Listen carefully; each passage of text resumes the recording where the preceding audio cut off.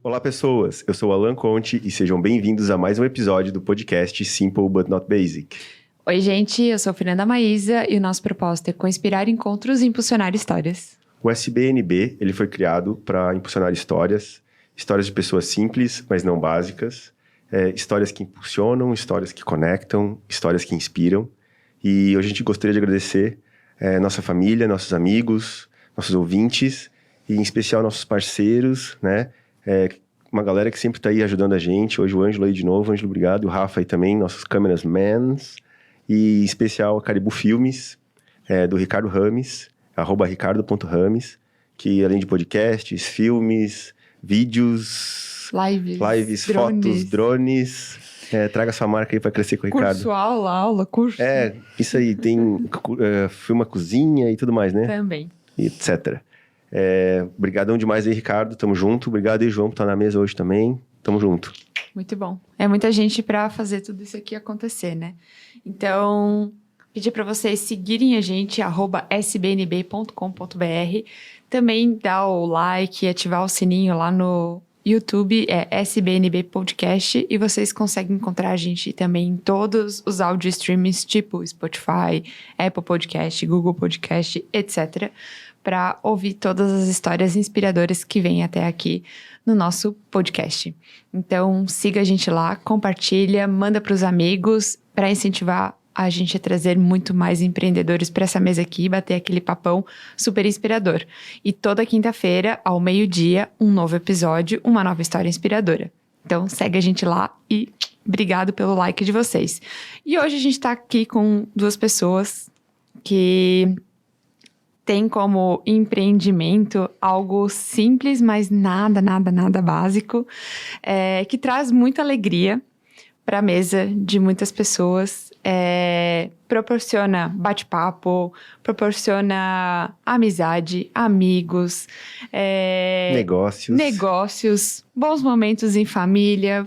Então, é um momento que, com este alimento, a gente consegue ter bons momentos e boas risadas, e essas duas pessoas trazem esse alimento para a nossa mesa. Então, a gente está aqui com a galera da Tudo Divino, Marcelo e Joana. Bem-vindos ao nosso podcast. Obrigada. Obrigado pelo convite. Quando convidaram a gente, eu fiquei na dúvida se estávamos à altura do podcast, porque será que a nossa história é tão inspiradora assim? Será que ela não é básica, né? Mas fiquei extremamente orgulhoso de poder participar com vocês e assistir alguns episódios, algumas empresas maravilhosas, principalmente aqui de Rio do Sul, né? Nós representamos Ituporanga, mas somos uma empresa regional, então para a gente foi sensacional poder vir aqui falar um pouquinho da nossa breve história, uma história que está começando, na verdade. Que legal. Boa noite, Fernanda. Boa noite. Alan. Agradeço o convite. Eu sou mais coadjuvante, né? Vou estar aqui na retaguarda, mas com certeza a história é muito inspiradora e a dedicação me inspira também a estar do lado e participar. Que legal. Obrigada pelo convite. A gente que agradece. E com certeza a história é muito inspiradora, porque vocês, né, 2020, a fundação da Tudo Divino. Pandemia. Então, filhos da pandemia, né? Mais uma empresa que é filha da pandemia. Exato. Filhos da pandemia e trazendo algo tão bacana.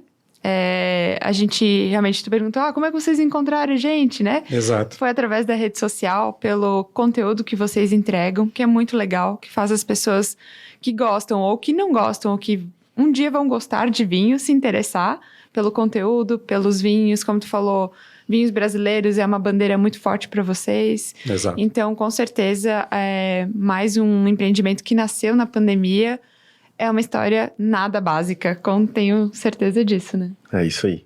E, enfim, de onde vocês nasceram, de onde é que vieram, como é que se conheceram, como é que chegaram até desenvolver o Tudo Divino. Acho que tem uma longa jornada aí até 2020. Né? Então, vamos lá. Para nós começar do começo. Começar a nossa história, assim, né? Eu e a Joana estamos casados há 19 anos. A gente casou muito jovem, teve filhos muito jovens e todos os nossos projetos se uniram, né, desde muito cedo. E eu trabalhei em diversas áreas, né? No início, como a gente teve filhos muito jovens, a Ju acabou tendo que adiar aí alguns projetos profissionais.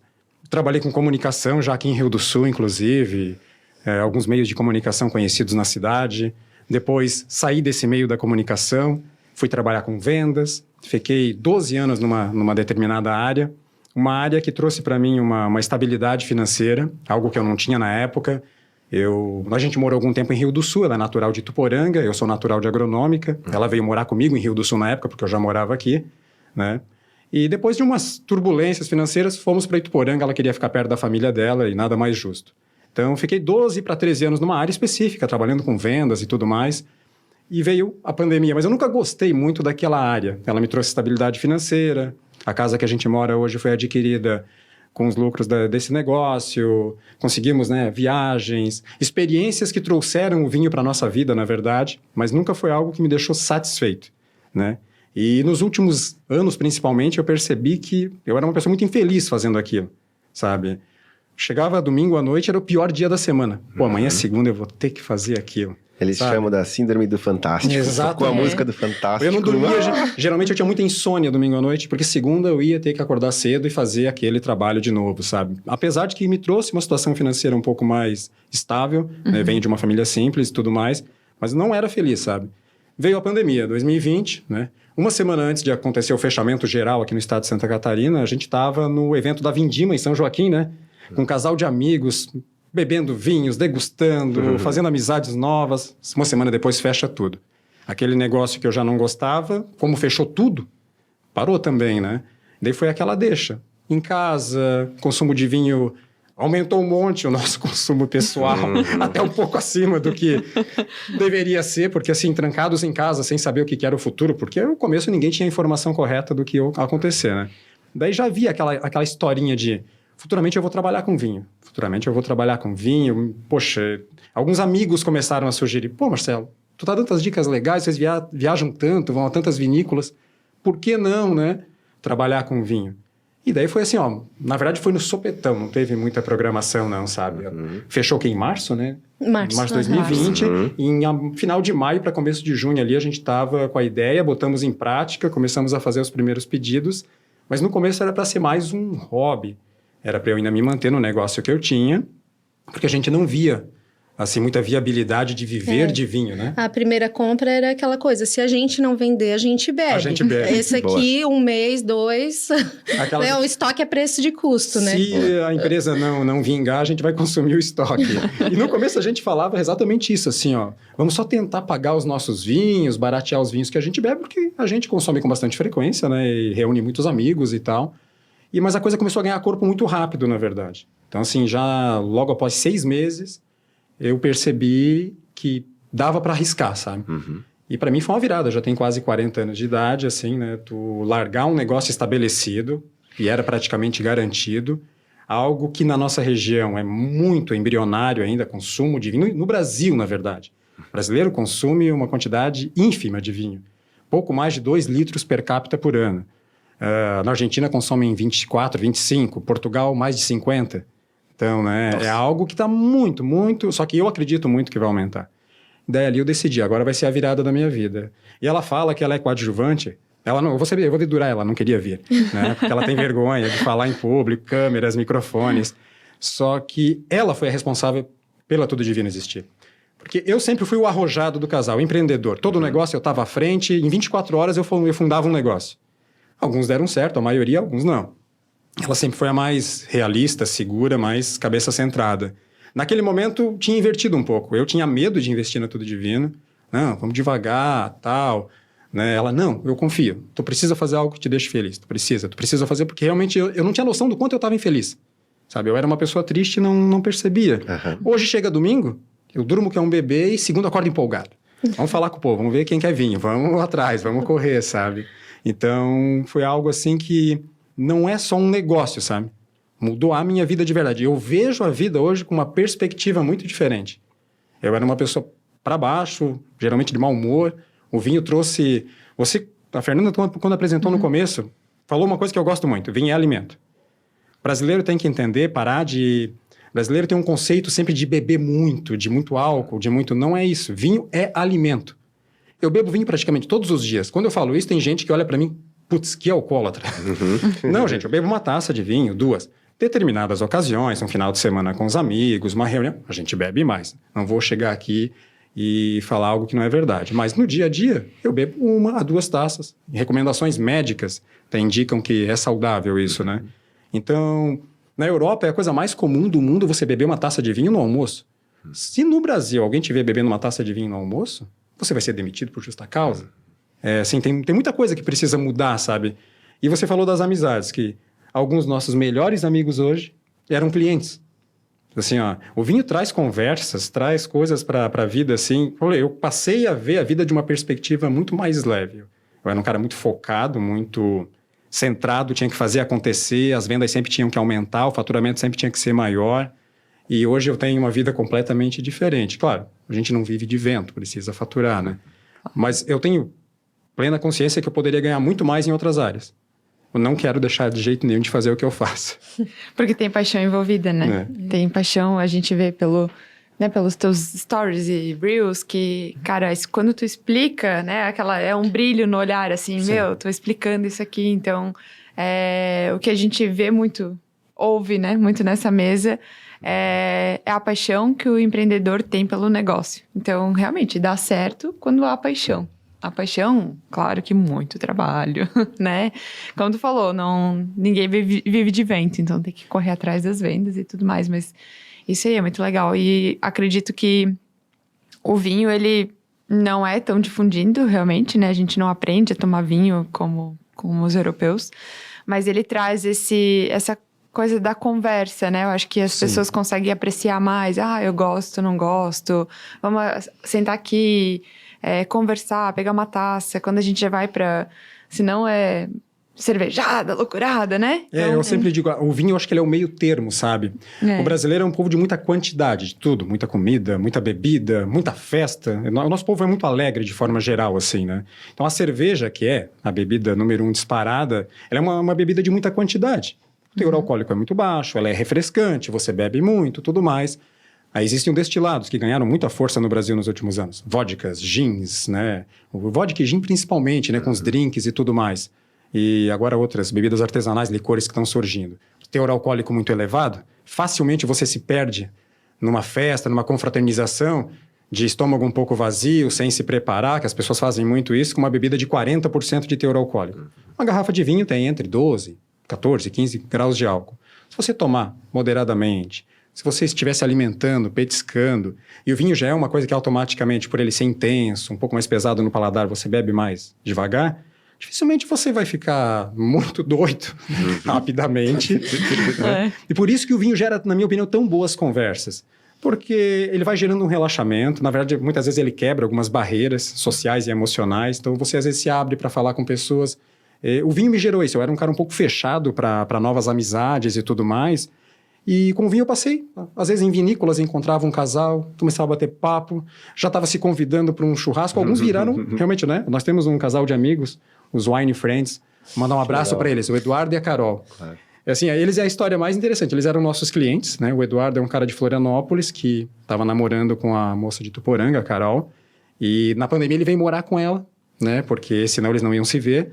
Aí eu ia entregar vinho para ele, bate papo. Eu sou quase todas as entregas sou eu que faço. Se o cliente dá abertura, eu chego a ficar 1 hora conversando com o cliente na entrega do vinho.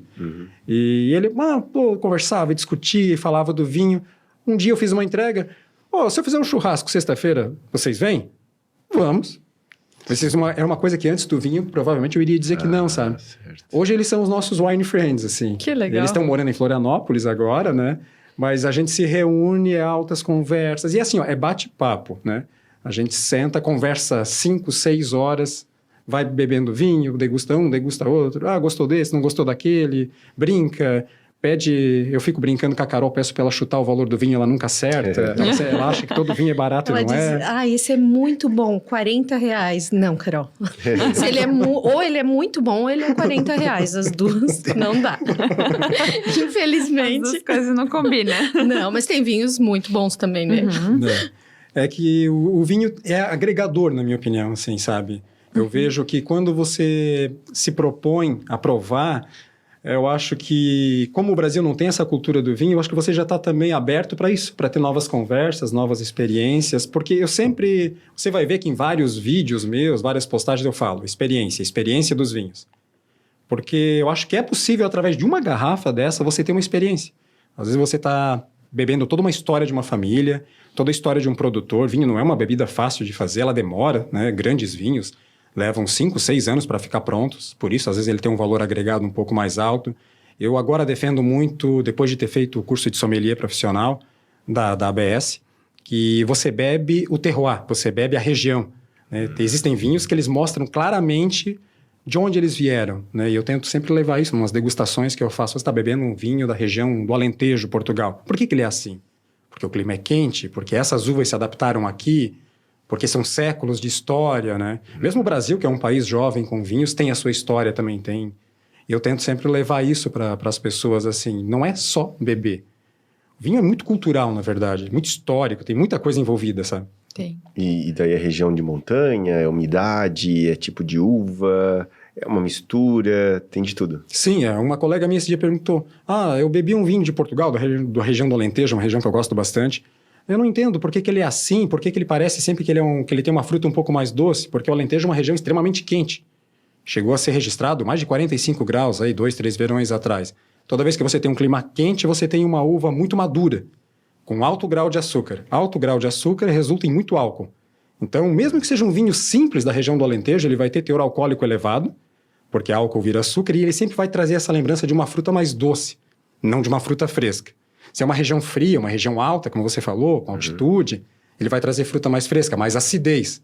Então, são coisas que, na minha opinião, o sommelier tem que identificar. O consumidor comum do dia a dia, ele não tem obrigação de saber disso, né? Como nós não temos a cultura de vinho implantada no Brasil, quem tem a obrigação de saber, na minha opinião, é quem está fornecendo vinho. E daí identificar, essa pessoa vai gostar do vinho de clima quente ou vai gostar do vinho de clima frio? Que isso nem sempre é fácil. Assim, o paladar é uma coisa muito pessoal e muito específica. Né? Eu já bebi um grande vinho e não gostei. Já bebi vinhos teoricamente ditos como simples e achei que eles entregavam muito pela relação preço-qualidade. Tem várias características. E eu hoje defendo muito isso, assim, que não é... O pessoal aqui é muito apegado, às vezes, a uma determinada uva. Eu só bebo Cabernet Sauvignon, só bebo Malbec. Eu defendo muito o terroir, a região, né? O terroir é a junção de tudo, né? A uva, o solo que ela está plantada, o clima, a mão do homem. E agora até existe uma cultura nova, a cultura biodinâmica, que considera até a harmonização com a natureza, fases da lua. Uau. Tudo isso, né? É uma nova tendência que está vindo da Europa e está chegando aos poucos aqui para o Novo Mundo. E a gente sempre fala, né? Qual que é o melhor vinho? É aquele que eu mais gosto. Aquele que eu gosto, Aquele Aquele que te deixa feliz, né? Esse é o melhor vinho. Mas essa explicação do terroir, a gente foi visitar uma vinícola e eu prestei atenção, tal pessoa descobriu esse terroir e daí plantou e tal. Eu falei, olha, gente, né, isso interfere em tudo. Eu achei, só trazendo aqui, eu achei muito legal que eles explicaram que tem a plantação e um pé de rosa bem na pontinha. Porque daí os insetos ou as pestes, enfim... As pragas pegam primeiro na rosa. A rosa, daí eles descobrem que pode ter alguma coisa que vá afetar a uva, daí dá tempo, né? de salvar o vinhedo da uva, né? Eu achei muito legal. Porque como a rosa é bem mais sensível, bateu uma praga na rosa, em seguida ela vai para a videira. Então, automaticamente, eles já conseguem identificar que tem algo errado, que já identificam qual é a praga ou qual é o fungo, né? A uva sofre muito com fungos, na verdade, porque o Brasil tem um clima muito úmido, aqui no sul, né? Nossa região sofre muito com umidade. A Serra Gaúcha, que é a principal região produtora do país, 90% sai da Serra Gaúcha. Um dos grandes problemas é a umidade, né? Tanto que a gente teve grandes safras recentemente porque tivemos grandes secas. Infelizmente, o que é muito triste para algumas culturas, para a cultura da uva e do vinho, é maravilhoso, assim. 2020, a gente teve uma safra tremenda no verão, né? Final de 2019, começo de 2020, e tivemos a melhor safra da história do Brasil, que a gente começou a chamar de safra das safras e tudo mais, que agora estão chegando no mercado os vinhos tintos, principalmente, mas devido a uma grande seca, infelizmente prejudica alguns, mas, como eu digo, a uva, ela pede para sofrer um pouco, sabe? Ela não quer muita água, ela não quer uma terra muito fértil. Alguns dos melhores vinhos do mundo saem de terras que nada mais daria ali, só pedra, areia, e de lá saem vinhos incríveis. Que legal. Vamos voltar um pouco 2020. Como é que saiu o nome Tudo Divino? E 2, como começar, assim, tipo, quais rótulos eu vou comprar primeiro? É o que mais dá rentabilidade? Fez uma pesquisa antes com os amigos para ver o que vende primeiro? Há um estudo antes? Como é que foi o start, assim, o início? O nome eu vou passar para minha sócia. Ela diz que ela é coadjuvante, mas essa é a maior besteira do mundo, porque ela sempre esteve envolvida em tudo. Porque foi ela que criou o nome, ela que criou a logo, depois criou a nova logo. Legal. Ela sempre foi muito mais criativa do que eu nessas áreas, e isso é responsabilidade da Joana. Na verdade, foi assim uma pesquisa na internet procurando vinho, daí falava muito em vino e divino, daí foi naquela trocadilho, assim, né? Daí era tudo de vino, tudo de vinho, assim, né? Certo. E daí acabou ficando tudo divino, de vino, assim. Divino de maravilhoso e divino Legal. de De vinho em vinho, italiano, né? É, Boa. muito bom. E para selecionar os rótulos iniciais... Assim, ó, eu vou ser sincero, no começo, né, a gente era iniciante, eu ainda não tinha formação de sommelier, eu era um enófilo extremamente apaixonado, que em toda oportunidade visitava vinícolas, né? Lia muito material. Lia muito material, internet. mas um enófilo, um consumidor apaixonado, né? O pessoal confunde muito enófilo com enólogo. Enófilo é um apaixonado por vinhos, que ele está no nível acima do consumidor, né? Ele já está interessado em mais informações, em conhecer os vinhos, mas ele não tem nenhuma formação profissional. Às vezes até procura cursos e tudo mais, mas não quer trabalhar com vinho, só quer entender melhor. O enólogo é a pessoa que faz o vinho. Existe uma faculdade para isso e muita gente confunde, na verdade. No começo a gente foi pelo mais óbvio, buscou produtores mais conhecidos.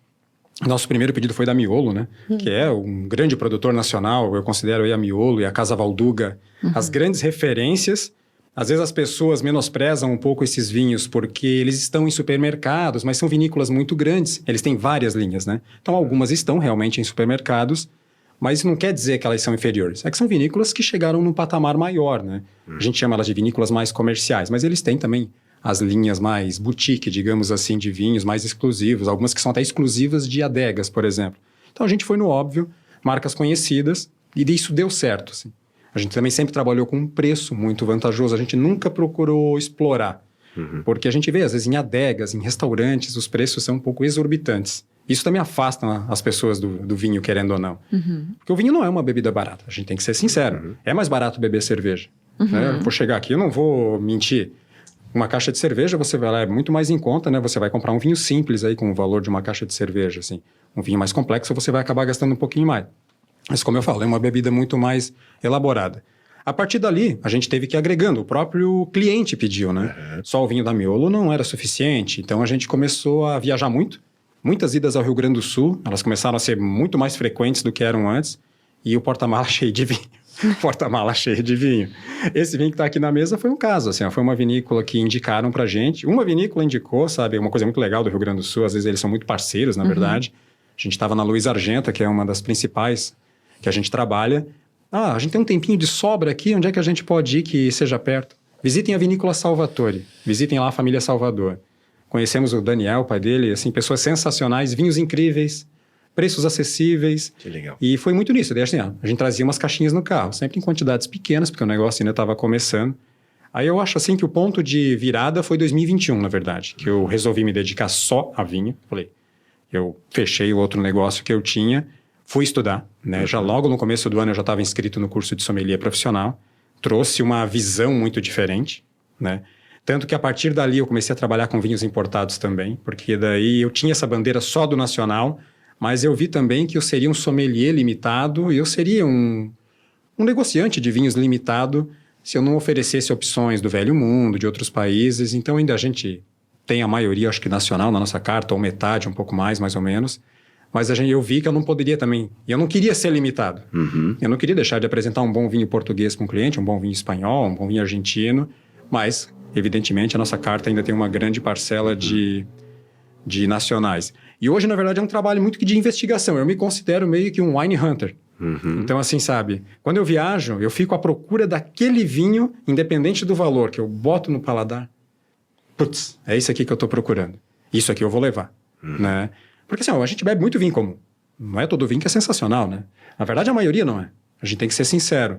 Então, assim, quando a gente bota algo no paladar, a gente olha... Quando a gente consegue olhar um para o outro mesmo, Ju, esse aqui, né? Ah, isso aqui nós temos que... Que botar dentro de casa. Isso aqui a gente... E daí assim, ó... Daí ele não quer vender, daí ele quer guardar. Ó, só tem mais 2 garrafas, essa eu vou guardar pra nós. Tem uns 300 garrafas guardadas só pra nós. Talvez Legal. a gente não consiga beber em vida, né? É. Vai ficar de herança pros filhos. E daí, assim, eu gosto muito de compartilhar essa experiência, assim, sabe? Eu não tô só vendendo um vinho. Eu bebi aquele vinho, tava com o produtor, às vezes, né? Em algum momento. Eu achei o vinho incrível. E eu levo isso pra pessoa. Ó, eu bebi isso aqui. Já aconteceu, assim, a gente promove degustações, né? Mas que vinho é esse? De onde é que é? Ah, é uma vinícola pequena lá de Monte Belo do Sul, é um produtor assim. Eu conversei, fiquei 2, 3 horas conversando com o produtor. O vinho me impressionou bastante. Ah, mas eu nunca ouvi falar. Mas a gente garimpa isso, como eu digo, é um trabalho de wine hunter. A gente vai caçar o vinho, né? A gente tem que procurar ver. Às vezes aquele mesmo produtor, nem todo o vinho dele é incrível. Ele tem alguns comuns, ele tem 2, 3 que... Daí assim, ó... Na verdade, eu defendo um pouco que essa tecnicidade do vinho, assim, que tem que ser tudo muito técnico, tem que ser tudo muito... É um pouco chato também para o consumidor comum. Eu penso que nós, como profissionais, temos que passar essa fase, digamos assim, e entregar para o consumidor um pouco mais pronto, sabe? Então, entregar mais resumido. E entender o que é um grande vinho, o que é um vinho comum e o que é um vinho ruim. Isso é o principal que eu acho que ele tem que ensinar para as pessoas. E do que ela gosta. Assim, ó, talvez uma pessoa que beba muito vinho, ela nunca vai gostar de um vinho encorpado. Não é assim, não é o paladar dela. Se você não gosta de uma comida ácida, você não vai gostar de um vinho com muita acidez. É o seu paladar, você não gosta de limão, você não gosta de fruta ácida, não gosta de vinagre, por que você vai gostar de um vinho com extrema acidez, né? Então, quem vende o vinho para essa pessoa tem que tentar identificar isso, porque, esse aqui é um grande vinho super premiado, 100 pontos, mas tem uma acidez alta, tu não gosta de acidez, a experiência vai ser horrível. Ele vai dizer, pô, eu não sou fã de vinho, porque eu não consigo gostar do premiado. O brasileiro, de forma geral, assim, ó, ele bebe muito errado. Até antes, no começo da nossa história, eu acabei não falando, eu fui conhecer vinho de verdade já com 30 anos de idade, numa viagem para a Argentina. Meu início no vinho, acho que é o de todo mundo aqui na nossa região, em Santa Catarina. Bebendo vinho suave, caipira de vinho, vinho de garrafão, vinho colonial que não sei quem fez, não sei aonde. Isso. De origem bastante duvidosa. Garrafão de plástico. Garrafão de plástico. Vinho de pêssego. Então, assim, ó, quase todo mundo tem uma história com um vinho desse. Aquele vinho de mesa do supermercado que é super baratinho. Acho que ninguém tem que ter vergonha de falar isso, sabe? Porque nós não temos cultura de vinho. A gente não é ensinado a beber vinho. Eu estava numa vinícola em São Joaquim, em Bom Retiro, e o sommelier era argentino. Ele falou, eu bebo vinho desde os uns 12 anos de idade. O pai e a mãe serviam uma tacinha. Assim, não se choquem, ele falou, é cultural. Claro, a gente não bebia um porre, a gente bebia um pouquinho e tal, mas vinho tinto, seco, geralmente, no almoço, no jantar, é comum. Nós aqui isso é impensável, né? E vai levar muito tempo, eu acho, para chegar num ponto que isso seja normal. Então, o brasileiro não tem a cultura, a gente começa sempre errado, né? Então, lá com 30 anos de idade, a gente foi para a Argentina, né? Foi uma viagem muito legal, foi a nossa primeira grande viagem, assim, de estar num ponto financeiro legal, que a gente pôde curtir, gastar um pouquinho mais de dinheiro. A gente foi num restaurante italiano em Buenos Aires, muito legal, e bebemos uma garrafa inteira de Malbec. E aquele vinho foi muito incrível. Eu não faço ideia de que vinho era, não sei se ele era incrível mesmo, mas assim, a experiência foi incrível. Toda, né? Esqueceu, né? Esqueceu depois da garrafa. Ali, na verdade, assim, ó, isso em 2013 foi que começou a nossa história para valer. Daí começou aquela procura por vinhos, por vinícolas. Daí a gente visitou algumas vinícolas da Serra Gaúcha e foi muito legal, foi muito divertido. A Casa Valduga, a primeira vez, né? A gente bebeu um espumante da Casa Valduga. Isso aqui é uma maravilha, isso aqui é um espetáculo. E é realmente, né? Referência mundial.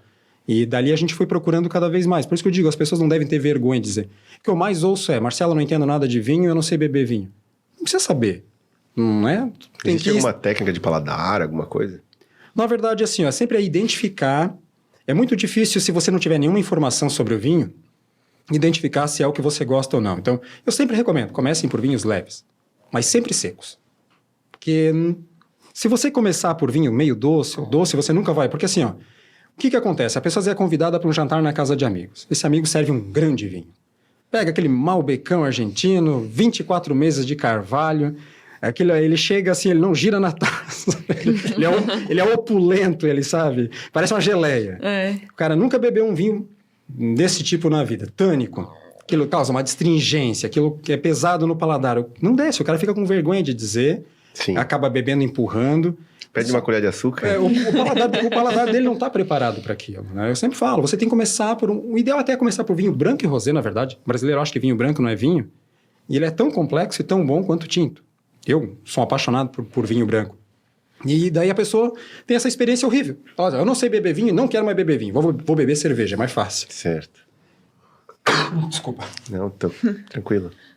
Nós todos estamos aí, meio enrugado. Estou aqui me aguentando. Né? Bora.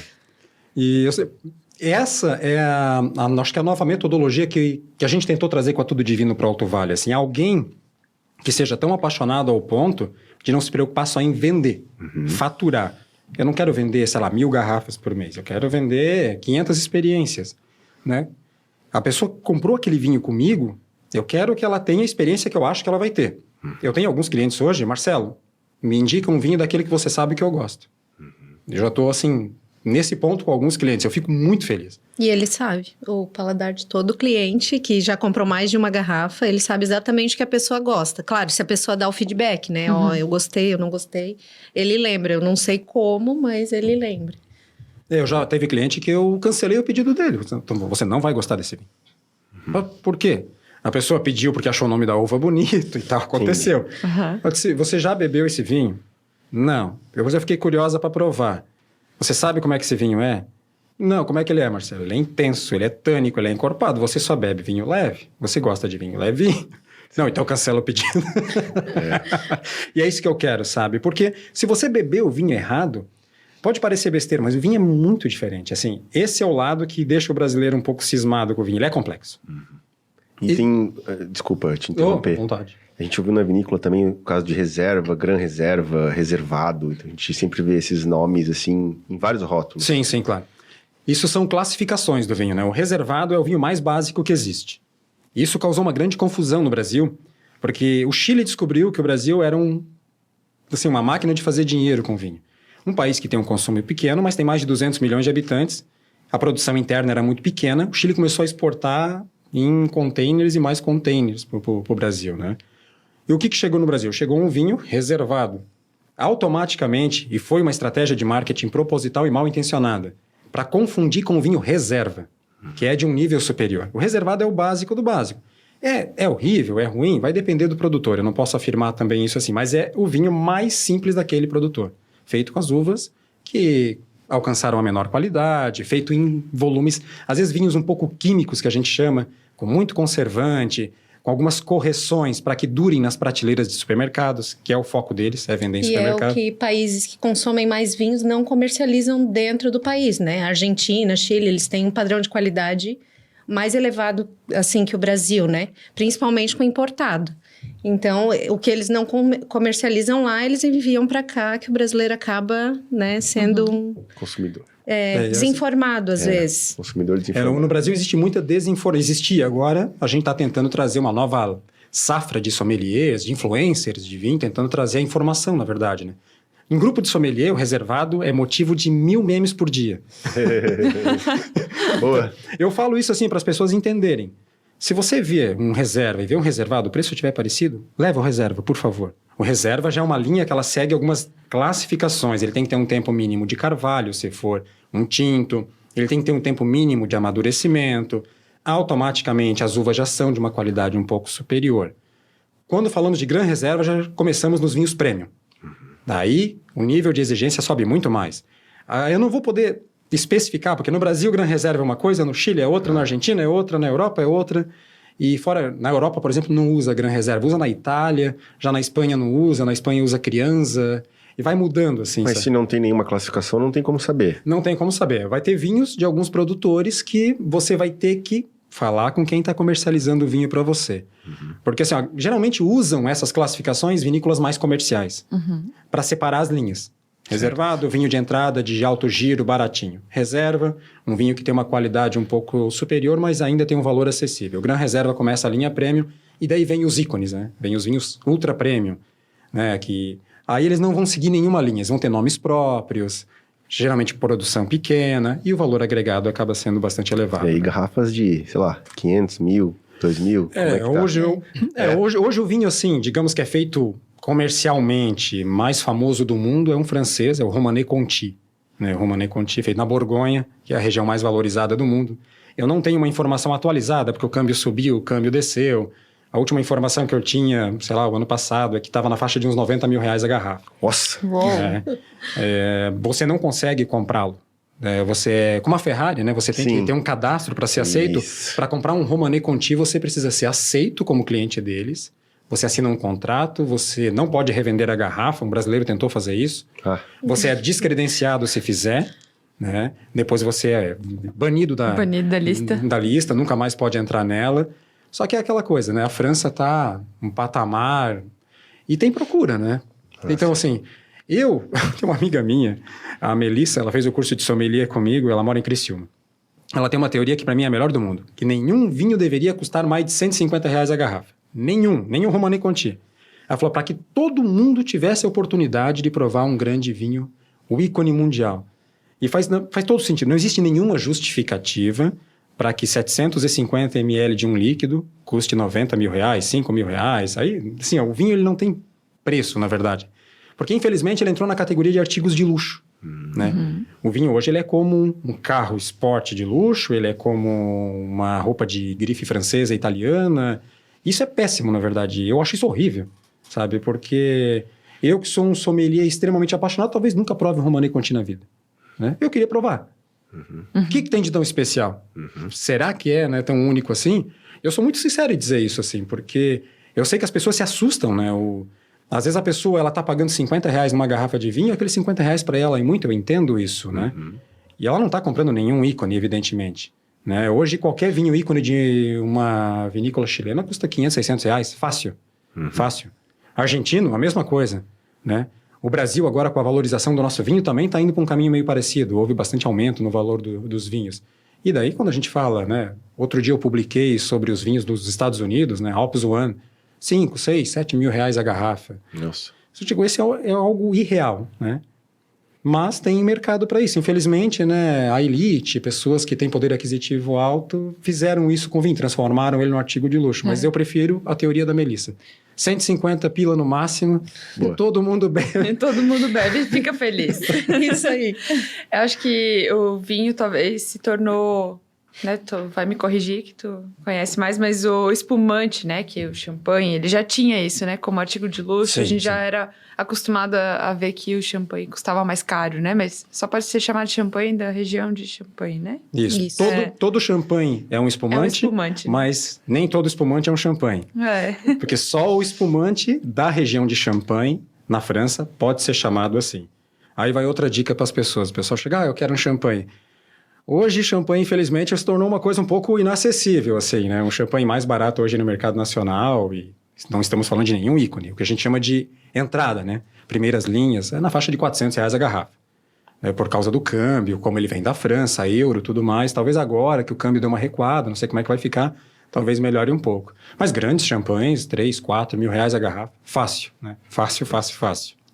Que ele já tinha essa cultura de artigo de luxo, né? Sim. Espumante antes. O francês, na verdade, talvez seja o grande responsável por transformar o vinho num artigo de luxo. O francês fez isso com várias coisas, né? Com a comida, com a bebida, até mesmo com o estilo de vida, querendo ou não, né? O francês, ele tem um estilo de vida muito peculiar e é um povo, né? De uma tradição.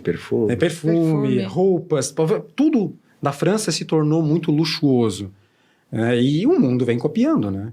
Assim, na verdade, o que todo produtor chileno, todo produtor argentino, todo produtor brasileiro quer é chegar onde o francês chegou, de poder dizer, eu vou cobrar 90 mil reais a minha garrafa, quer, se não quiser eu guardo aqui, mas vende, tem fila de espera, né? Só que eu acho ruim, sabe? Vai afastando cada vez mais o grande público de uma experiência maravilhosa, na minha opinião. Não deveria ser assim, infelizmente. E daí vem aquele trabalho formiguinha, né, do Wine Hunter, de caçar bons vinhos, de dizer para o cliente, não, pode pegar esse vinho aqui até 100 reais que eu te garanto que tu vai ter uma experiência legal. Eu provei, eu fui atrás, eu vi como é que funciona a produção, eu trabalho só com isso, eu estudei, né, para que eu diga, identificar o que é bom, o que é normal e o que está abaixo. É o que eu tento fazer, pelo menos. Muito legal. E tu falou, né, em vários momentos sobre experiência. Então, eu queria que tu contasse pra gente um pouco sobre essa inovação que tu trouxe para Tudo Divino, que é a experiência de experimentar vinhos, né? De ter essa degustação de vinhos em casa, né? Sim, É isso? exatamente. A gente leva a degustação até a casa das pessoas, né? Até o grupo de amigos que recebe a gente. Foi uma ideia conjunta minha e da Ju, porque a gente teve degustações incríveis nas vinícolas. Experiências maravilhosas, assim, de sentar com o produtor, ele beber junto, trocar ideia, conversar, fazer amizades, como eu falei. Vender vinho, gente, vamos ser bem sinceros, eu não estou inventando nada. Tem vinho no mercado, tem vinho na conveniência do posto, tem várias lojas, eu tenho concorrentes, surgiram várias depois de mim também, porque o vinho começou a ganhar um pouco de notoriedade, né? Aqui na região, inclusive, eu vi já algumas lojas que surgiram depois da minha. Normal, isso é o mercado, isso acontece. A minha grande inovação, eu penso que é isso. É estudar, né? Eu fui buscar formação, fui buscar ser sommelier profissional, fui buscar o aval de uma entidade séria. E, assim, na verdade, pós-curso eu estudei muito mais, né? Fiquei com algumas dúvidas e estudo muito sozinho, na verdade, em casa. E vou em várias fontes, provo, gasto muito dinheiro com vinho, né? Com certeza, porque eu tenho que provar muita coisa. É investimento. É investimento, exatamente. E essa experiência, assim, de levar... Então, assim, ó, né? Alan e Fernanda reúnem um grupo de amigos. Tem aqui 10 amigos, a gente quer fazer uma degustação. Vocês marcam uma data com a gente vai até o local que vocês indicaram, leva uma seleção de vinhos, leva as taças se você não tiver. Eu sento lá num banquinho, descontraído, sem chatice, sem enochatice. Existe muito enochato, não seja um enochato, né? com dicas básicas, com dicas de tentar identificar o teu paladar.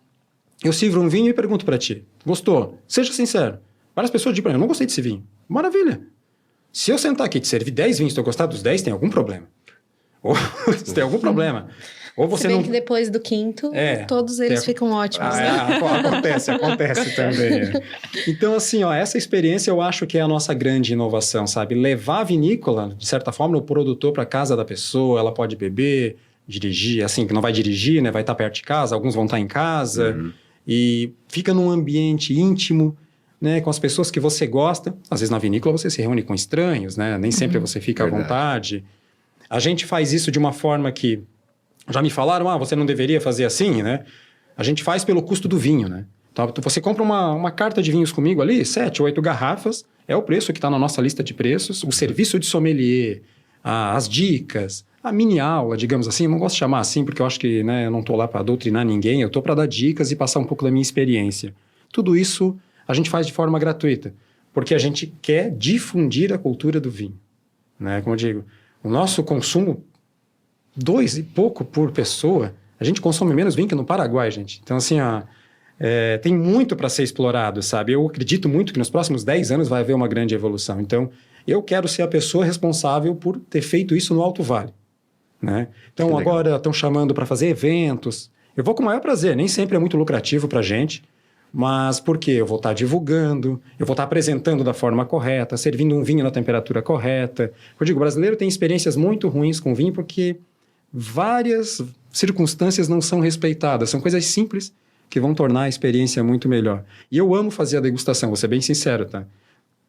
Muitas vezes eu fico até bem mais tarde do que precisaria ficar, sento e bato papo, converso, a gente discute muitas coisas, o pessoal acaba querendo sempre fazer outra. Eu gosto muito de falar de vinho. Falar de vinho é muito mais legal do que vender vinho.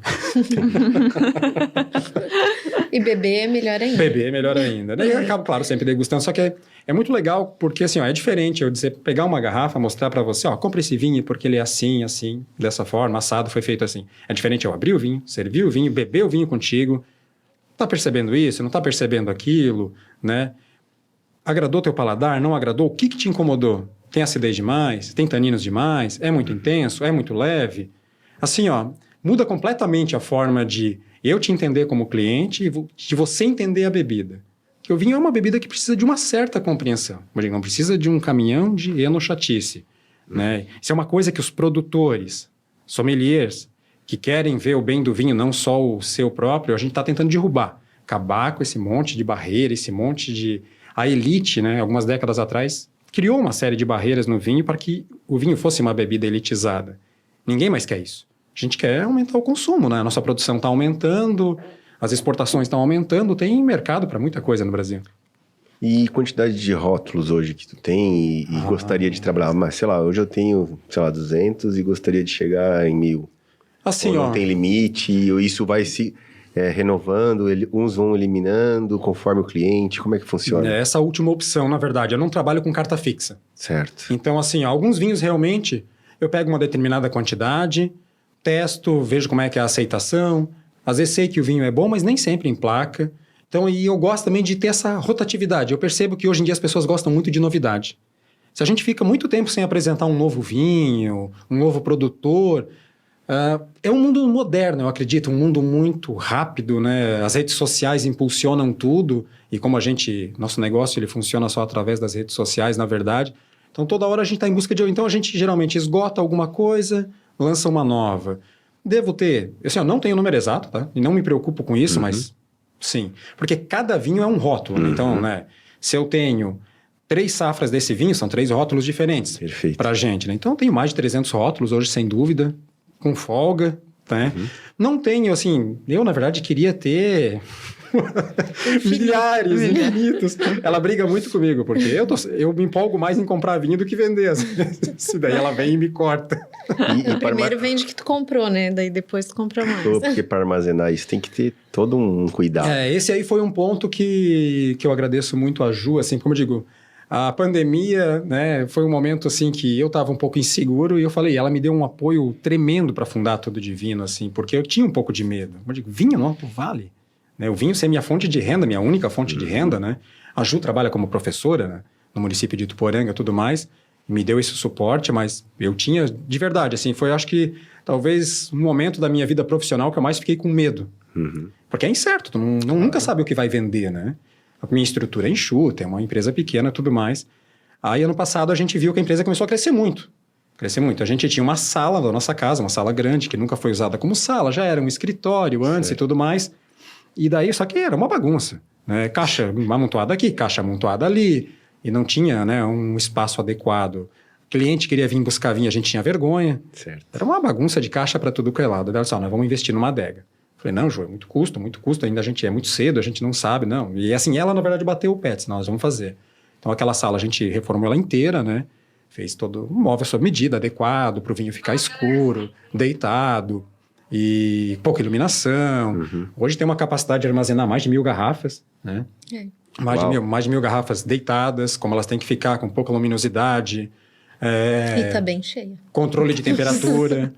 A gente se tornou, querendo ou não, né, uma empresa agora, assim, com uma pegada sustentável. Recentemente a gente colocou energia solar. Claro, ela abastece a nossa casa também, porque a gente teve um verão infernal no Brasil, né? Nunca se viu nada parecido, assim... Eu, pelo menos, não me lembro. O verão que a gente teve agora em 2022 foi uma coisa absurda. Com 40 graus, inclusive na serra. Então, a gente teve começou a gastar muito com energia elétrica. O ar ficava ligado o dia inteiro, porque eu tenho muita preocupação. Vinho cozinha. Certo. Né? Se ele passa de 30 graus, você depois vai beber um suco cozido de uva. Então, a gente colocou um sistema de energia solar para que o vinho fique na temperatura adequada. Para que eu tenha vinhos lá que eu sei que eu posso guardar 20 anos. Uau. Porque eu não preciso ter pressa de vender, né? São de grandes produtores, grandes safras, e é isso que eu quero. Só que para isso eu preciso controlar a temperatura no verão, nossa região tem clima muito instável, então a gente fez um investimento alto também, além dos móveis, de toda a reforma daquele espaço. Um mini espaço que hoje a gente consegue receber 4 pessoas para fazer degustação lá dentro da adega. Já fizemos, foi uma experiência muito legal. Que legal. A Ju fez um menu harmonizado de brusquetas. Olha. A gente harmonizou com vinhos específicos. 2 casais participaram, adoraram, assim, foi uma experiência bem legal. A gente fez como um teste, né? 2 casais de Ituporanga. E a gente investiu de forma pesada, mas ela me deu essa coragem de investir num momento que eu não era mais tão corajoso, digamos assim. Ela confiou talvez mais do que eu tinha confiado. 2021 foi um ano de grandes investimentos nossos. Né? Curso, que é um curso caro, muitas viagens, né? Todas direcionadas para vinhos, porque eu acho que curso teórico não ensina como um curso prático vai ensinar. Uma experiência vivida. Você entrar dentro da vinícola, entrar lá, botar a mão no tanque, na barrica, provar o vinho que o cara está fazendo, ver se ele está fazendo do vinho dele mais do que ele é ou se é aquilo mesmo que ele diz na propaganda. Porque tem muito isso, vinho é muito marketing hoje também, né? A historinha no rótulo a gente é uma coisa, né? A gente visitando hoje, a gente tem essa capacidade de ver que às vezes, não é tudo isso também, né? Calma, não é... E às vezes aquele cara que não faz tanto marketing, pô, cara, tu tem uma joia aqui. Eu preciso levar para lá para Alto Vale. Muito bom. Queria abrir o Insta. Ah, tá. Tá na mão. Muito bom. O... Porque já dá água na boca, né? Já dá... Essa é a ideia. o Marcelo já é comunicativo de nascença já, porque, cara, fala muito bem. Mais que vocês, né? Ele não deixa ninguém falar. Mas não isso. No próprio Instagram, né? Agora que a gente abre o Instagram, os reels, os vídeos, cara, a comunicação é muito boa mesmo. E se eu disser pra vocês que eu não queria fazer vídeos? Eu fui convencido a fazer. Eu, na verdade, sei lá, no começo eu não me sentia à vontade, assim, seguro. E daí alguns amigos, não, você tem que, né, falar do que você conhece, você tem que mostrar que você conhece, porque você tem que ser uma referência. Só as fotos não vão mostrar isso, né? E no começo eu fui meio teimoso, não estava muito afim, né, de me expor dessa forma. Agora já se tornou uma coisa natural, assim. Mas nunca é com o intuito de, quero aparecer, quero ficar famoso, ou quero ser um influencer. Eu não quero ser influencer, que fique bem claro, tá? Eu quero, através do vídeo, explicar a experiência, explicar rapidamente o que aquele rótulo tem de diferente. Você pode ver que a minha rede social não segue um padrão, tá? Eu não tenho nenhuma empresa que faz tudo, sou eu. Então, assim, tem dia que eu vou ali na rua, no meu jardim, tiro uma foto do vinho, porque eu achei que a luminosidade estava legal. Algumas fotos eu pego das vinícolas, né? As vinícolas postam um material bonito, eu acho esse material aqui ficou diferente. Eu vou lá e reposto, faço os meus vídeos, faço os meus reels, às vezes sozinho, às vezes a Ju me ajuda. Mas assim, tudo sou eu mesmo que faço, a gente não segue nenhum... Aí tu escreve um pouco sobre o vinho. Sim, sempre uma descrição básica, breve, para dar uma noção, né, para a pessoa do que tem ali. Claro que o vídeo vem para isso, para agregar.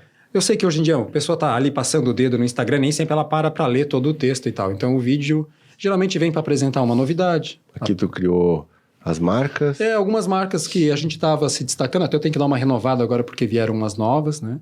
Mas praticamente todas essas estão aí. Algumas eu fiz questão de deixar que são lá do comecinho, os primeiros vídeos, quando a gente estava ainda no começo do negócio. Até eu entrei no barco, tímida. Gravei uns vídeos meia boca lá, de improviso.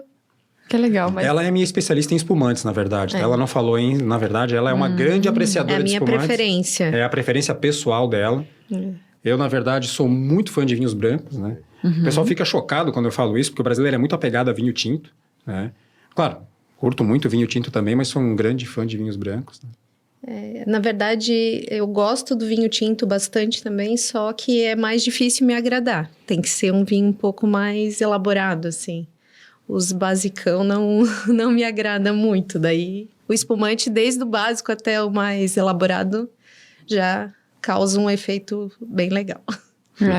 Muito bom. De forma geral, na verdade, a mulher tem um paladar mais apurado. Isso é biológico, né? Mais sensibilidade no paladar. A Ju tem mais facilidade, né? Muitas vezes de identificar algumas coisas no vinho do que eu tenho, né? Então, ela sempre me ajuda em tudo, assim. Quando a gente tá numa vinícola, já aconteceu, assim, eu gostei, mas eu não gostei. A gente discute, troca ideia. Vinhos que eu, de repente, queria colocar na carta, ela me aconselhou. Não. Às vezes eu falo para ela, prova esse vinho aqui, pensa por um outro, né? Porque cada um tem a sua característica. Eu considero que ela tem um paladar muito bom, mas ela gosta de vinhos frutados, de forma geral. O vinho sempre tem que ter... Vinhos do velho mundo, algumas vezes, não tem tanta expressão de fruta, tem mais notas de especiarias, notas mais terrosas, alguns vinhos franceses. Ela não aprecia tanto. Então eu peço para ela, mas prova mesmo assim e tenta entender por outro ângulo. Eu sempre falo, ela é muito novo mundo, assim, né? Porque o novo mundo tem a fruta como principal expressão do vinho. Já no velho mundo, às vezes, não é tanto. Vem um vinho um pouco mais... com notas terciárias, digamos assim. Perfeito. Tipo, Luiz Agenta, vinho jovem, né? Vinho jovem, né? Esse que tá aqui, ó. Esse rosé que tá ali na pontinha, o LA Jovem. Essa é uma linha para quem, por exemplo, quer começar no vinho. Por que LA Jovem? Assim, né? A vinícola apresenta pra gente dessa forma. Assim, são vinhos leves, fáceis de beber, com uma proposta de consumo rápido. Não são vinhos de guarda. Isso é uma coisa muito importante de passar para as pessoas. Às vezes eles ganham um vinho de presente. Vou guardar esse vinho para uma ocasião especial. Já aconteceu em degustações que eu promovi. Marcelo, eu tenho um vinho lá, 2011. Tá, que vinho que é? Não sei. Viúva? Não sei. E tem ideia? Não, eu não tenho ideia do que é. Tô guardando. Eu falei para a pessoa, abre amanhã. Mas por quê? Assim, tu não tá conseguindo me passar nenhuma informação precisa. A chance de você ter um vinagre é grande. Porque assim, só 5% dos vinhos feitos no mundo são de guarda. São para ser armazenados, esperar o envelhecimento, esperar um desenvolvimento de complexidade. 95% vinhos para beber jovem. 3 a 5 anos após, né, a safra que está especificada ali, ó, 2020.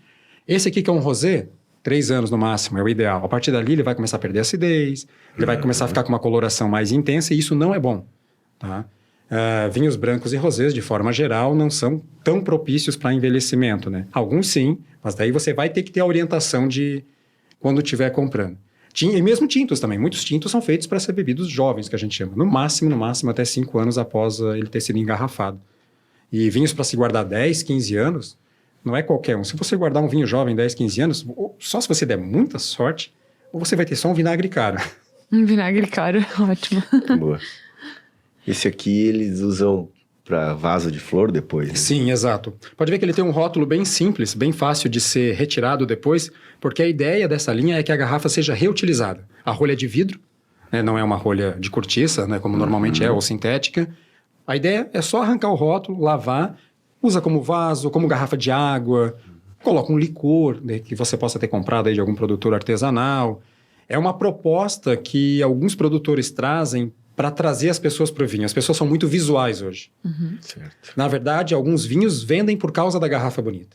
A pessoa acaba gostando do vinho. Esse rosé foi eleito 2 anos consecutivos o melhor do Brasil. Né? E o melhor vinho da região dos Altos Montes, que é uma indicação de procedência aqui do Brasil. Mas muitas pessoas compram por causa da garrafa, no primeiro momento. Porque é belíssima, né? Tem todo esse detalhe aqui. A Luiz Argenta usou que essas ondas, elas são muito parecidas com os vinhedos que estão ao redor da vinícola, que são vinhedos que sobem e descem e tudo mais, mas na verdade essa garrafa ela foi criada na Itália e não é por causa disso, ela foi criada inspirada numa saia rodada da década de 50, 60, que uma atriz muito famosa usava e eu não lembro qual é a atriz agora. Mas eles adaptaram a história, emplacou, né? Eu acho que é o nosso rosé mais vendido, disparado em 2 anos de Tudo Com Divino, é disparado. Vinho que a gente comprava em caixas, várias caixas, na verdade, e acabava sempre vendendo bem. E é bonito para dar de presente também, Sim. né? Sim. E a Luz Argenta, ela investiu muito nessa questão, né? Tem aquele outro que parece uma As garrafas gêmeas, né? Que cada uma é virada para a esquerda, uma é virada para a direita, são 2 uvas diferentes e uma junto da outra elas formam uma figura só, na verdade. Tem o tinto, que é um salto, né? Que é inspirado no salto feminino também. Né? Todo ele tem uma história, assim. Porque a Luiz Argenta, eu acho que ela vem nessa proposta da vinícola moderna. Existem 2 tipos de vinícolas, a tradicional e a moderna. Então, assim, a Casa Valduga, por exemplo, é uma vinícola, eles chamam do legado italiano, né? Nós estamos repassando o nosso legado. Porque ela tem uma história muito longa, uma vinícola que começou muito pequenininha, foi crescendo, hoje é uma potência no Brasil, né? A Luiz Argenta já não é. Os proprietários são donos de uma rede de postos de combustíveis no Rio Grande do Sul, eles compraram uma vinícola antiga, eles já construíram um prédio muito moderno, com um restaurante muito chique, que fica no próprio, né, edifício da vinícola. A vinícola fica ela em andares, né? Embaixo a vinícola, loja, em cima um restaurante muito legal, que até a gente foi nesse início de ano. E veio nessa proposta de garrafas diferenciadas, uma apresentação de chamar a atenção do cliente. Mas existem aquelas vinícolas que são mais tradicionais, eu acho que são propostas legais. A Luiz Argenta também tem grandes vinhos tintos de guarda, premiados e pontuados. Mas a linha jovem, ela é meio que um chamariz, né? É extremamente instagramável. Né? Garrafas muito bonitas, as pessoas adoram beber e postar. Eu acho que é válido, né? Só que assim, para mim como sommelier, o que vale sempre é o que está dentro da garrafa. Eu falo para a pessoa, você está comprando uma garrafa bonita, né, mas está comprando um vinho jovem, leve. Só que eu nunca venderia se não fosse um vinho equilibrado e bem feito, né? Então, às vezes não é nem o meu vinho preferido de gosto pessoal.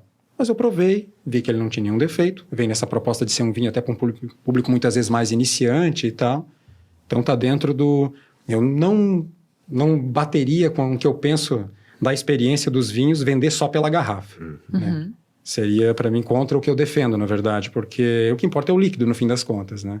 É que o vinho instagramável, ele se popularizou muito com a questão de beber na praia, né? Vinho branco, vinho rosé, beber na praia, tirar foto. A grande sensação do mundo do vinho é o rosé, na verdade. E vem dos Estados Unidos, né? A gente é muito influenciado pelos Estados Unidos. Vários artistas americanos, né? LeBron James postou uma foto tomando um vinho rosé. No outro dia só se falava de vinho rosé. Um jogador de basquete, 2 metros de altura, extremamente forte, musculoso, tomando um vinho rosé. No Brasil, isso era visto com maus olhos. Um homem tomando vinho rosé, o homem só toma vinho tinto. É um absurdo. Aí quando o LeBron James postou tomando, poxa vida, dá para tomar um vinho rosé. Então assim, Brad Pitt hoje é dono de uma vinícola, tem um rosé muito famoso, John Bon Jovi tem um rosé, vários outros artistas também têm vinhos quase sempre rosé. O americano acho que já viu esse mercado, um vinho que fica no meio termo entre branco e tinto, fotogênico, é um vinho muito bonito em taça, geralmente colocam em garrafas mais bonitas, propositalmente já também, e tem ganho o mercado quando esquenta. Agora a gente está numa fase mais fria do ano, mas a gente vende muito bem vinho rosé, tem uma aceitação muito legal no mercado. Sim. Muito legal. Como é que faz para pedir da Tudo Divino? Como que eu compro da Tudo Divino? Toda vez que uma pessoa pede da Tudo Divino, ela está falando comigo. E eu me nego a mudar esse formato. Eu já recebi dezenas de propostas de gente me oferecendo um site. Por que você não tem um site? Por que você não tem um site? Teu sistema não é prático. Eu me recuso a passar o meu atendimento para um robô. Então, toda vez que você chama a Tudo Divino ou no direct, aqui do Instagram, ou no WhatsApp, são as únicas 2 formas de pedir, ou ligando, mas hoje em dia ninguém liga, vamos ser sinceros. O arroba é Arroba... Tudo Divino 2020. Isso, 2020. Arroba Tudo Divino 2020. Ou 2020. Então, pode ver, tem mensagem no direct lá. Então, a pessoa me chama no direct ou tem já o link ali direto pro WhatsApp. Né? E ela sempre vai estar falando comigo. Né? Então, assim, eu faço questão de atender todo o cliente, responder. A minha lista de vinhos hoje é muito grande, várias páginas. Então, eu peço o que você quer, né? Se ela me der uma orientação, quer um vinho leve, gosta de uva, tal, gosta de região, eu vou lá, faço uma lista resumida, eu vou lá e indico vinhos. As pessoas me pedem muito, porque elas querem beber vinho, elas pedem muita indicação. Então, na verdade, hoje, muitas vezes, eu nem passo mais a lista, eu passo já indicações direcionadas para ficar mais fácil a escolha. Então, não tem nenhum plano de ter um site, porque site tem vários para comprar vinho. Vários grandiosos aí, né, de grandes empresas, grandes importadoras do Brasil, com vinhos baratos e tudo mais. Eu acho que isso aí vai ser mais do mesmo. Eu quero isso, eu quero ter o contato direto. Então a pessoa entrou em contato via direct, WhatsApp, ela fala comigo, a gente chega é isso que eu quero, fez o pedido e tudo mais. Tuporanga a gente entrega todo dia, de segunda a sábado, por ser a nossa sede, por ser a nossa casa. Muitas vezes a pessoa pede um vinho, 10 minutos depois eu estou com o vinho na porta dela em Tuporanga. Demais cidades da região, a gente tem muitos clientes aqui em Rio do Sul, né, e Lontras, aqui nas cidades vizinhas, e a gente faz rotas de entrega para não cobrar taxa de entrega de ninguém. Os sites, às vezes, têm preços atrativos no vinho, mas é uma enganação. Quando você vai fechar o carrinho, você olha lá, coloca seu CEP e dá um frete caríssimo. A gente tenta não cobrar nada, não agregar nada em cima do valor do vinho. Então, geralmente eu venho aqui para Rio do Sul uma vez por semana, combino isso com os clientes, eu vou uma vez por semana, mas não vou cobrar taxa de entrega de ninguém, faço as entregas, eu mesmo faço, com raríssimas exceções. Hoje, ainda bem, a gente tem clientes fora, a gente já manda vinho para sul do estado, norte do estado, Florianópolis. Aí, nesse caso, a gente se obriga a usar uma transportadora, uma que a gente tem confiança, paga até mais caro pelo frete para isso, para ter rapidez na entrega.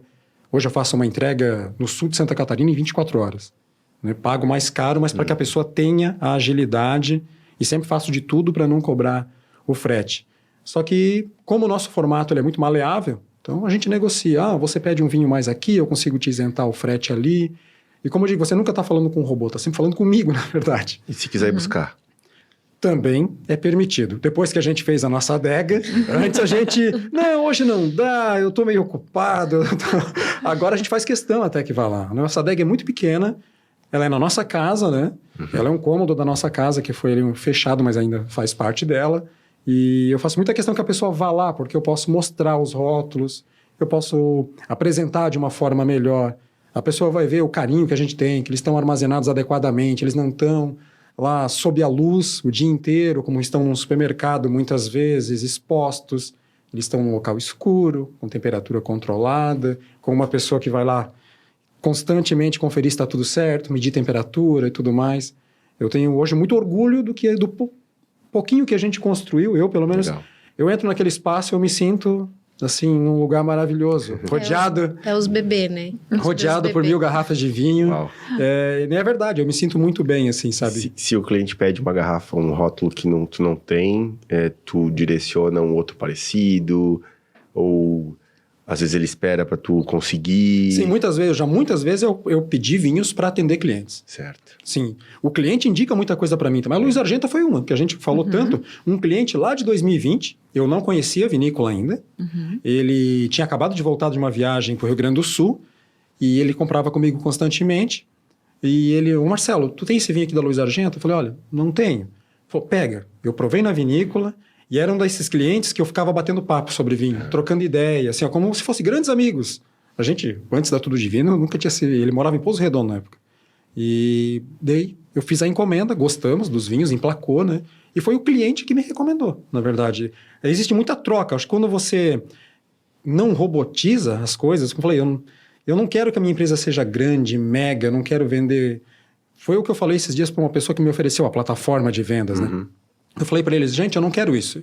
Para mim, eu vou ter que trabalhar com uma enorme quantidade, eu vou ter que trabalhar com vinhos mais comerciais, eu vou ter que ter um baita depósito, eu vou ter que contratar funcionários. Eu já tive tudo isso e não me fez feliz, né? Eu não vou estragar o vinho.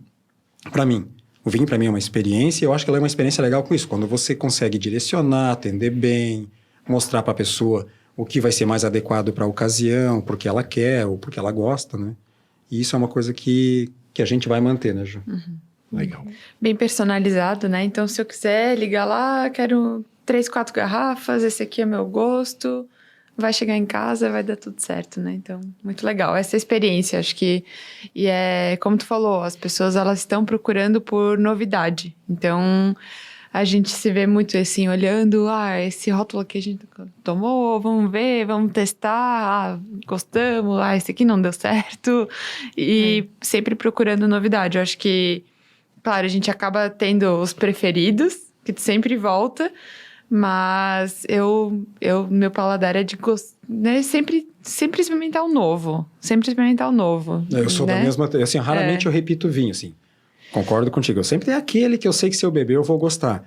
Mas até por uma necessidade de trabalho hoje, né? Então eu estou sempre provando algo novo. Olha, eu voltar num vinho só, mesmo se eu gostei muito, às vezes algum vinho que a gente compartilhou, não, vamos guardar esse aqui para uma ocasião nossa, porque os dois gostaram muito, né? Então a gente às vezes tenta fazer isso.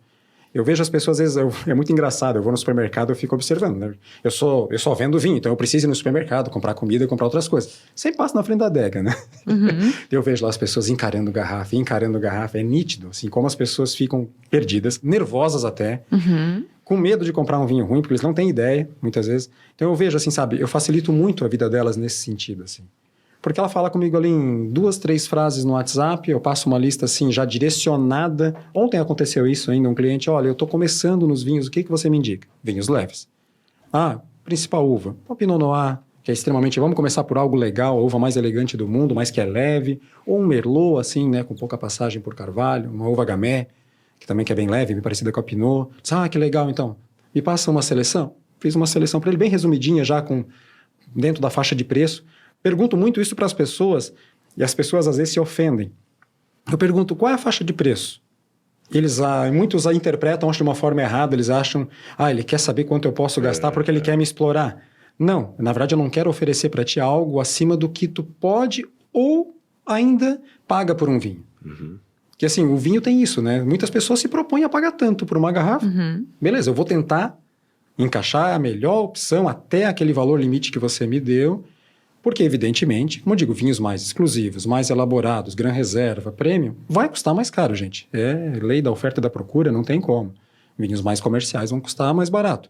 Mas eu tento sempre adaptar. Então, eu percebo que algumas pessoas parecem um pouco constrangidas quando eu pergunto isso, mas não é num sentido ruim.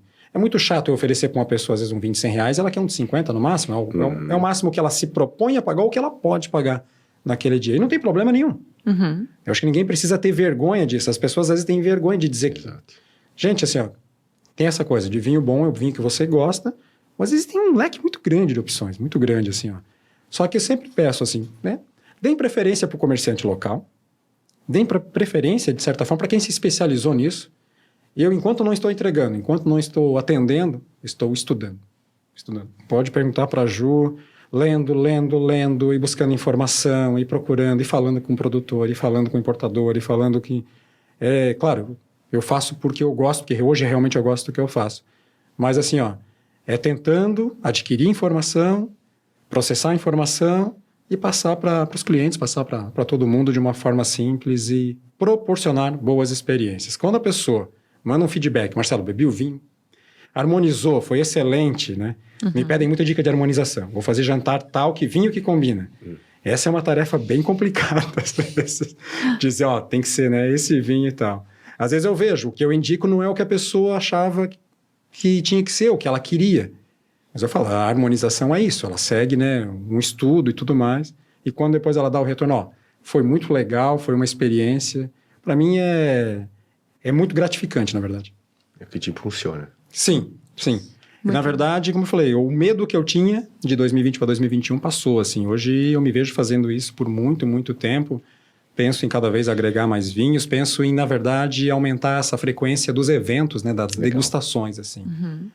Eu acho que a degustação agrega muito. Eu vejo que as pessoas abrem a mente para algo. Ali naquele grupo, geralmente tem 1 ou 2 pessoas mais aficionadas em vinho, mais degustadoras. Só que, às vezes, outras pessoas que estão ali junto acabam vendo que não é um bicho de 7 cabeças.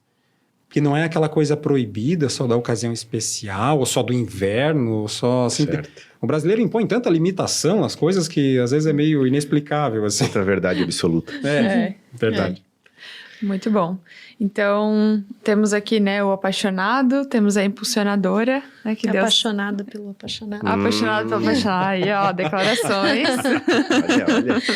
Olha. Declarações também. Legal. E como é trabalhar em casal, assim, para vocês? Tem essa troca, né? Que vocês falaram, vocês viajam, experimentam, trocam, um ajuda o outro, um impulsiona o outro. A minha parte é tranquila, é degustar e dizer se eu gostei ou não. Ele que fica com a parte difícil, que é estudar e ter que me aguentar dizer que não é bom ainda. Porque ela é uma cliente exigente. Vocês não têm ideia. A minha cliente mais exigente se chama Joana Mara Vieira. A partir do momento que ele me conquista, o resto, os clientes, é fácil. Muito bom. Eu, na verdade, assim, ó, como a gente tem essa cumplicidade de uma relação antiga, né? A gente tem 19 anos de casamento, quase 20 anos junto. A gente namorou pouquíssimo tempo e logo foi morar junto e tá até hoje. E então a gente é muito íntimo de uma forma muito profunda. E o vinho surgiu junto pra gente, né? Lá em 2013, na Argentina, quando a gente bebeu uma garrafa inteira, um olhou pro outro, pô, que experiência legal, né? Por que a gente não faz mais isso? Porque a gente não tinha ideia do que era um vinho bom, ruim, mediano. Tomava lá o vinho suave do garrafão. Enfim. E a gente foi procurar e isso foi crescendo dentro dos dois, acho, junto.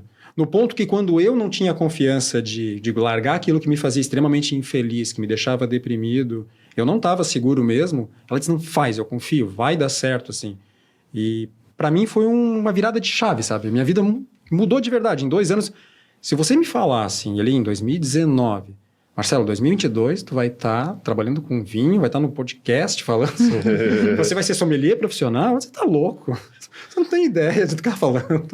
Gravar vídeo no Instagram. Gravar vídeo no Instagram, que era uma coisa que... Como eu trabalhei com comunicação antigamente e sei lá, assim, sabe, eu me desencantei um pouco da área, né? Então, eu nunca mais quis voltar para a comunicação, não tive nenhuma vontade de voltar.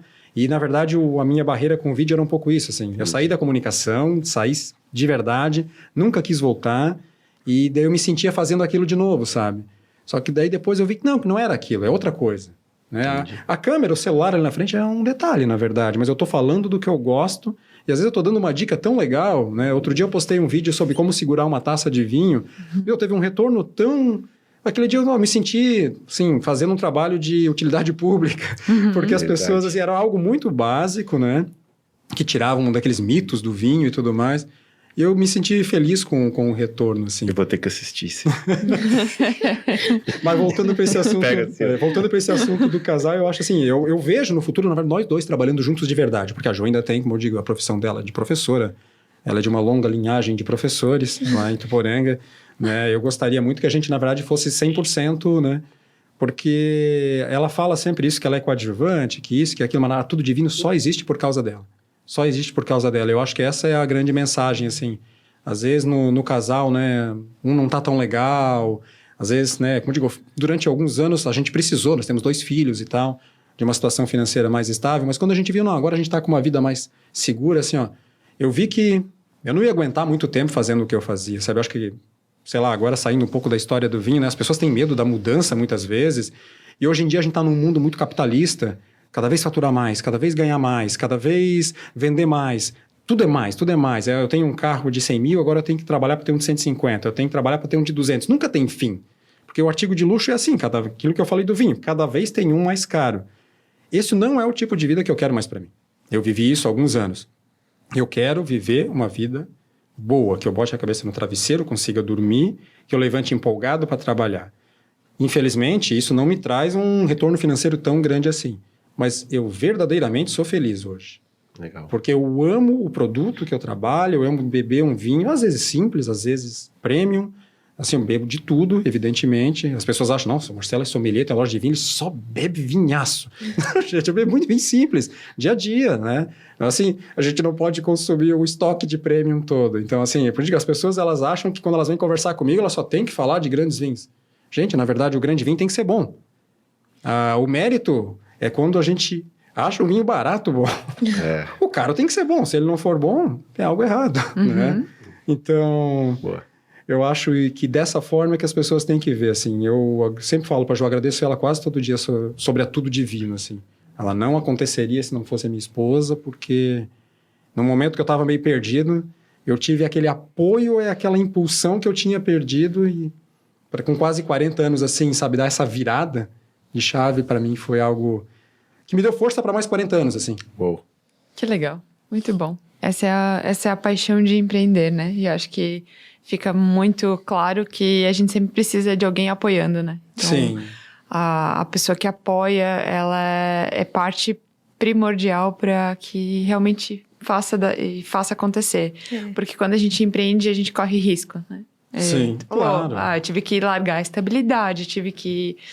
ir para uma coisa duvidosa, mas é isso aí, empreender é correr risco, mas quando a gente tem um parceiro que, cara, tô junto contigo aqui, se der zica, tô te dando a mão, fica tranquilo, e acho que isso faz a gente acreditar muito mais no sonho, na paixão, e fazer realmente acontecer. Então, muito legal a história de vocês. Sozinho também a gente não faz nada, né? E quem sou eu para dizer que ele não pode correr atrás dos sonhos dele, né? Eu tenho que ser a primeira a dizer não, vai lá e mesmo que a gente se perca um pouco no caminho, mas no final a gente tá junto. Que legal, muito bom. Nossa. Eu acho que é isso que é o fundamental, assim. O pessoal que pensa em empreender não é fácil, evidentemente, né? A Tudo Divino é a gente é a Tudo Divino. Ela não é uma empresa, na verdade, ela é uma extensão, ela é meio que o nosso estilo de vida. Tanto que você vai ver nosso perfil, tem muitas fotos pessoais. A gente às vezes está viajando, bebendo o nosso espumante, bebendo o nosso vinho na praia lá, que a gente gosta muito, e a gente resolve tirar uma foto, não é para expor a nossa vida, mas assim, é o nosso estilo de vida. E a gente é muito feliz fazendo aquilo. E a gente quer que vocês sejam felizes também fazendo isso. Assim, a gente foi fazer uma trilha algumas semanas atrás, levou um espumante geladinho na mochila, chegou num ponto lá que a gente viu que tinha uma vista muito bonita, a gente sentou, a gente conversou, a gente namorou, a gente degustou, avaliou o espumante, porque a gente agora é chato quanto a isso, era muito bom, aquele por sinal, e tal. E daí, assim, eu pensei, daí ela falou, tu já vai postar isso? Vou. Porque está acontecendo agora, eu quero que as pessoas entendam que eu estou tendo uma experiência, um momento incrível, que eles também podem ter. Né? Todo mundo tem acesso ao litoral aqui e tal, nosso litoral é lindo, e não custa nada botar uma garrafinha de espumante, pode ser baratinho, pode ser mais caro, e é isso que a gente quer levar, assim, passar um pouco do que mudou a nossa vida para as pessoas. E como é que vocês categorizam, assim, usa o aplicativo do Vivino ou não? Não recomenda? O Vivino é um tema polêmico, assim, o Vivino é muito mal visto pelos profissionais do vinho. Certo. Tá? Eu vou falar isso para as pessoas, porque eu vou ser sincero, não vou, assim, omitir o que é a verdade, assim. Então, sommeliers, enólogos, vinícolas, algumas vinícolas até usam a Vivino, quando seus vinhos são bem avaliados, porque a Vivino é um aplicativo abastecido pelo próprio consumidor, né? E o consumidor, muitas vezes, não tem conhecimento técnico para avaliar um vinho. Perfeito. Né? Assim, existe essa frase também, né? Vocês falaram algumas vezes, e eu não discordo dela, de o vinho bom é o vinho que você gosta. Mas nem sempre o vinho que você gosta é um vinho bom. E às vezes ele é um vinho, assim, ele agradou seu paladar e tal, mas ele não é um vinho bem feito, ele não é equilibrado. Né? Quem estudou um pouco mais e tal vai perceber, ele tem um álcool aqui que está um pouco acima, ele tem uma pontinha de amargor. Às vezes você, né, não estava no momento de degustação, estava comendo junto e tal, não percebeu, ele realmente te agradou. Não está errado isso. Mas assim, aquele vinho que você gosta nem sempre é um grande vinho. E a Vivino, ela tem esse problema. Então assim, ó, às vezes a pessoa avalia muito bem um vinho ruim, assim, um vinho, digamos, abaixo da média. Certo. E ela avalia mal um vinho muito bom, porque ela não consegue entender aquele vinho. Porque, como eu falei, ela quase nunca bebeu um vinho, foi beber aquele Malbecão, aquele Cabernet Sauvignon, 24 meses de carvalho, aquilo agrediu o paladar dela. Ah, esse vinho é horrível, desequilibrado. Tá, mas qual é a referência que você tem? Ela vai lá dar uma nota 2 na Vivino para aquele vinho, né? A Vivino vai até 5 e tal. Então, ela destruiu ali um... Então, assim, ó, é um pouco polêmico. De forma geral, né? Eu sempre tento... Eu olho a Vivino, tá? Vou ser bem sincero. Eu olho, mas procuro ver quem está comentando, quanto tempo aquele comentário foi feito. Certo. Alguns sommeliers comentam na Vivino, mas é um aplicativo que gera muita polêmica por causa disso. Ele é abastecido de forma aleatória. Qualquer pessoa pode criar um perfil, qualquer pessoa pode falar qualquer coisa de um vinho. Como podem super avaliar, né? Podem pagar pessoas para ir lá, ó, vai lá e avaliem meu vinho super bem, botar ele em 4.5, e isso... Né? Eu vejo vinícolas argentinas fazem muito isso. As brasileiras raramente usam Vivino como referência. As argentinas usam bastante. Algumas, inclusive, dão um linkzinho lá, você clica, já vai direto para Vivino, porque o vinho argentino no Brasil é muito cultuado. Então, quase todos estão acima de 4 pontos. Só que, assim, às vezes tem um nacional pela metade do preço que entrega tanta qualidade quanto. Então, assim, eu acho que a Vivino, ela meio que... Ela desinforma, sabe? A pessoa acaba não procurando entender o paladar dela... Porque ela vai para uma informação completamente processada, mas de forma muito sem contexto, sem fundamento, sabe? Perfeito, perfeito. Bela Legal. dica, bela dica. É. Pelo que a gente conversa com amigos, muitos usam e tal. Eu já vi clientes na minha frente, eu entregando o vinho... Já na hora. Na testando. hora. Se o vinho que eu recomendei para ele tinha uma avaliação boa na Vivino. Né? Daí já tem que desconstruir isso. Assim, eu falei, certo. eu vou chegar aqui, eu sei que muita gente talvez não vai gostar de ouvir isso, porque usam a Vivino como uma referência, como a Bíblia Sagrada do vinho. É um aplicativo muito polêmico por causa disso, é abastecido de qualquer maneira. De repente é até legal para tu entender o vinho, entender outros rótulos que ele tem, entender de onde vem, enfim, né? Ter um pouco de informações. E existe um conceito do brasileiro assim, ó, muitas vezes, ele paga caro por um vinho, automaticamente ele acha que está tomando um vinho muito bom. Nem sempre. A gente já tomou vinhos caros, né, Jô? Mas assim, ó, putz, pelo que ele custou, ele precisava entregar mais. Certo. Só que daí, como a pessoa não procura entender o paladar dela, entender um pouco dessa bebida, às vezes, nossa, eu paguei, sei lá, R$500 numa garrafa, eu tô bebendo assim algo... Certo. Mas por que tu acha que tá bebendo algo tão incrível? Tá equilibrado, porque ele é frutado, porque ele tem notas terciárias, porque ele apresentou complexidade, tem potencial de envelhecimento, sabe? Às vezes é uma avaliação muito rasa. Certo. Então, essa é a minha cisma com a Vivino, assim. Eu acho que ela serve como uma orientação até certo ponto. Perfeito. Sabe? Mas quem se basear pela Vivino vai ter uma experiência muito limitada. Ela não vai descobrir o paladar dela, porque ela vai estar sempre se orientando pelo que os outros acham. Exato. E a gente não sabe se as pessoas têm conhecimento. Fechou. Muito bom. Muito bom. Fala, João, já estamos quase 1h30. É isso? Olha aí, ó. Aí, ó. Rápido, né? Eu falo demais, eu Nossa. sabia. Não, A Ju avisou. Eu falei pra ele mesmo, se tu começar a falar de vinho, não acaba hoje. Mas isso é bom, quer dizer que é apaixonado por isso, né? A gente sempre gosta de perguntar se queria deixar algum recado para o mundo sobre empreender, sobre vinho, sobre o que tiver vontade, sobre sonhos, enfim, algo que vocês queiram deixar para o mundo. Se também quiser agradecer alguém, alguma coisa assim, é um momento aberto. E se quiser fazer um merchan também dá tudo divino, né? Então, assim, Aproveita. Momento super livre aí para deixar aquele recado finaleira do nosso podcast. Primeiras damas? Será? Aham. Não, vai. Não, assim, Fala ó, melhor. assim, eu já falei tanto de vinho, né, que o episódio se alongou. E realmente, eu sei que eu falo demais, acabo, porque eu amo muito o que eu faço. E como o vinho tem pouco espaço, quando dão algum espaço para mim falar disso, eu fico tão contente. Eu fico realmente assim, ó, pra ver, eu pareço adolescente. Aquela empolgação, aquela adrenalina, porque realmente eu amo falar disso, tá, gente? Mas eu vou falar mais no sentido do empreender, eu acho também, porque é mais o foco do podcast, né? Vocês deixaram eu falar muito de vinho e eu agradeço, sabe? Agradeço demais por isso, porque esse canal, né? Essa oportunidade de chegar nas pessoas, desmistificar algumas coisinhas, quebrar algumas barreiras, é uma oportunidade incrível. Mas eu vou falar ainda dessa minha virada de vida aí, com quase 40 anos de idade, né? De que eu sei que as pessoas têm medo, muitas vezes as pessoas vivem infelizes, estão num trabalho que não gostam, têm um outro sonho, né? Sei que o Brasil não é um país fácil, muito imposto, né? A nossa economia está um caos ultimamente, a gente nunca sabe direito o que vai acontecer.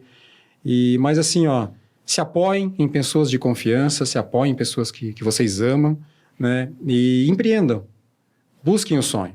Não vai ser fácil, não é certo que o resultado vai ser promissor e muitas vezes é demorado, né? Eu me dediquei muito, eu tinha um projeto de 5 anos, na verdade, né? Eu acho que esse projeto caminhou bem em 2 anos, mas o projeto de 5 anos segue, que é levar o vinho para todo o Alto Vale com muito mais força. Nós temos muito mercado para explorar ainda, essa questão dos eventos de vinho, de estar mais perto das pessoas, de apresentar em degustações, de mostrar o terroir, essa coisa toda que eu falei mais no início.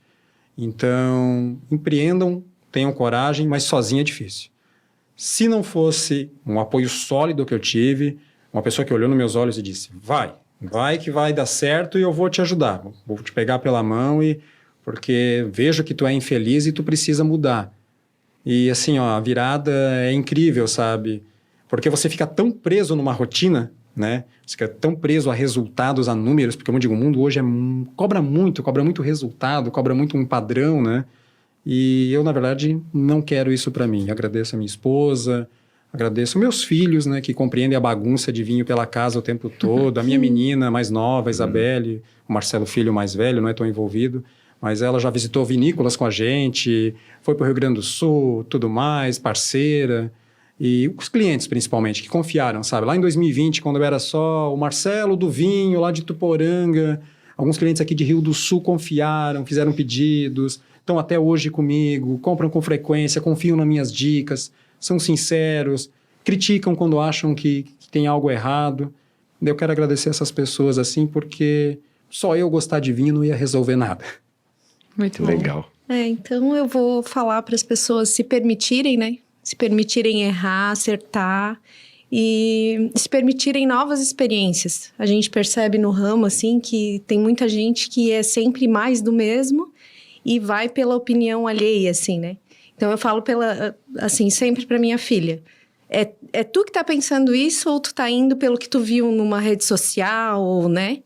Então, assim, se permita errar e acertar. E com certeza vai trazer novas experiências muito gratificantes. Muito legal. Permita-se. Isso. Permita-se degustar um bom vinho. Permita-se a essa experiência, assim, não julgue antes de provar. As pessoas falam que não gostam, mas não provam. Como é que você pode falar que não gosta de algo que não provou? Né? E se provar, me convida. Boa. E eu gostei da dica, permite-se fazer uma trilha e tomar um espumante, né? Adorei. Essa foi muito legal. A gente tava numa trilha lá em Bombinhas, no meio do caminho, passou uma família, e uma senhora olhou pra gente, eu bebendo espumante. Esses sabem aproveitar a vida. Eu olhei pra ela, eu tô aqui pra isso. Eu vim pra aproveitar a vida. Olha, Muito bom. chega até a arrepiar. Muito bom. Obrigada, né, gente, por compartilhar a história de vocês. Muito legal. A cada episódio que passa, mais e mais a gente entende que paixão pelo que faz é o que impulsiona grandes empresas. E tu falou, é uma pequena empresa que vai se tornar uma grande empresa, mas hoje para ti é uma grande empresa, porque é tudo para ti na tua vida, né? Então, isso é muito importante. E ter apoio da família, ter apoio das pessoas que importam, isso é mais importante ainda. E uma das coisas que tu falou, ouvir o cliente, então tu dá muita voz ao teu cliente. E isso, com certeza, impulsiona muito o teu negócio, porque isso dá voz para o cliente, isso cria essa experiência, né? Cria esse relacionamento. Então, muito legal, obrigado mesmo pela história de vocês, foi bem empolgante, eu já tô bem louca querendo fazer um pedido de vinho. É isso aí. Agradecer demais, Marcelo, Joana, obrigado mesmo, obrigado pelo tempo de vocês. Com certeza vai ajudar uma galera aí que tinha dúvidas, seja de vinho, seja de empreender, seja da vida, né? A gente tá falando aí de vida mesmo, de realização, né? Acho que fica uma chave aí, realização, porque precisa fazer sentido. E até então não estava fazendo sentido. E 2020 em diante começou a fazer sentido e só vai fluir agora. Entrou no estado de flow e só tende a crescer da forma que tu atende. Tu tem muito essa personalização com o teu cliente, essa pessoalidade. Não sou eu que atendo. É difícil expandir, mas também não é necessário nesse momento. Não é necessário. Então, isso tá claro e tá tudo bem, né? Então, eu quero qualidade, né? Não quantidade. Isso. Muito E legal. é isso. Acho que com esses highlights, assim, bem legal. Porque, Obrigado demais. na verdade, a vida é um empreendimento, né? Então, no nosso caso, que a empresa é a nossa vida, a vida é a nossa empresa, a gente respira vinho, fala de vinho, viaja sobre vinho. Eu vejo que a vida é um empreendimento, assim, e aí eu resolvi mudar o meu empreendimento, né? E uma coisa está diretamente ligada à outra. A hora que as pessoas entenderem isso, acho que a vida fica um pouquinho mais fácil, fica um pouquinho mais leve. Muito legal. Muito Nossa, bom. perfeito. Muito obrigada. Então, é com essa dica sobre leveza que a gente encerra o nosso podcast e convido você a seguir @tudodivino2020 ou tudodivino2020 e também seguir o @sbnb.com.br. Quase que esqueci aqui.